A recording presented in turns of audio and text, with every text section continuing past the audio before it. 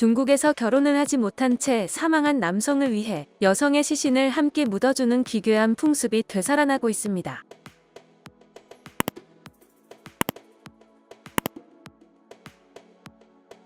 우리나라의 영혼 결혼식과 비슷한 개념으로 고대 그리스, 일본 등 여러 나라에서 성행했지만 현대에 이르러 영혼 결혼식 풍습을 시행하고 있는 나라는 중국이 유일한 것으로 알려졌습니다.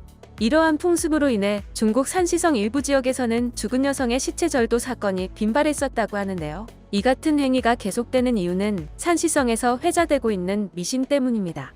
산시성 일부 지역에서는 가족 중 남자가 결혼하지 못하고 죽으면 집안에 아군이 온다라는 미신이 있어 여성의 시신을 절도해서라도 영혼 결혼식을 올려준다고 합니다. 중국식 영혼 결혼식은 미혼인 상태로 사망한 남성의 한을 풀어주기 위해 신부처럼 꾸민 여성 시신을 옆에 눕혀 함께 땅에 묻는 것입니다. 산시성에서만 지난 2013년부터 2016년까지 30건의 여성 시신 절도 사건이 일어났으며 허난성 일부에서도 속출했었다고 합니다.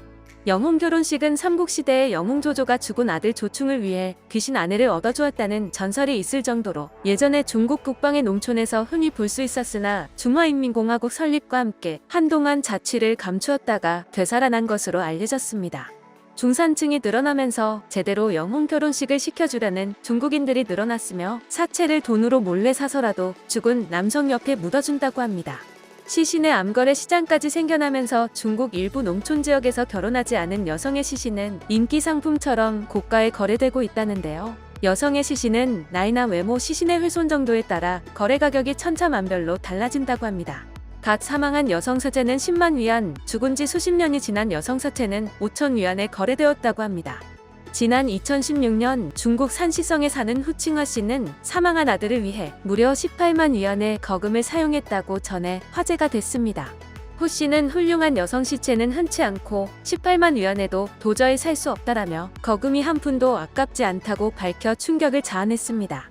이렇듯 여성 시신이 귀한 만큼 시신 절도도 많이 발생했으며 이 때문에 인근 마을 사람들은 아예 집 근처에 무덤을 만들거나 전문 감시인을 고용하고 감시 카메라까지 설치하며 시체 사수에 나섰다고 합니다.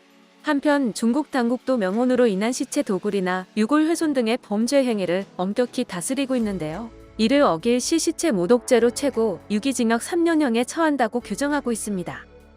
영상을 시청해주셔서 감사합니다. 여러분의 좋아요와 구독은 큰 힘이 됩니다. 지금까지 뉴스팅이었습니다.